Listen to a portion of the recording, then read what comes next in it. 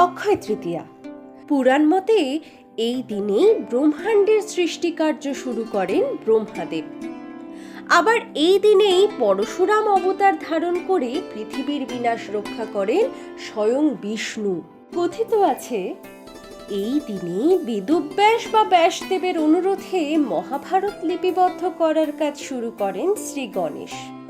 মহাভারতের বনবাস পর্বে দ্রৌপদীর দানশীলতা ও যুধিষ্ঠিরের তপস্যায় খুশি হয়ে সূর্যদেব পাণ্ডবদের এক অক্ষয় পাত্র দান করেন এবং বলেন যে দেবী দ্রৌপদী যতক্ষণ পর্যন্ত নিজে অভুক্ত থেকে অন্যদের খাওয়াবেন ততক্ষণ এই পাত্রের খাবার শেষ হবে না। অন্যদিকে এই অক্ষয় তৃতীয়ার দিনেই বন্ধু শ্রীকৃষ্ণের জন্য ধার করে চিড়ের পোহা নিয়ে হাজির হয়েছিলেন গরিব সুধামা, আর তার পরিবর্তে শ্রীকৃষ্ণ তার জীবন ঐশ্বর্যে ভরিয়ে দেন।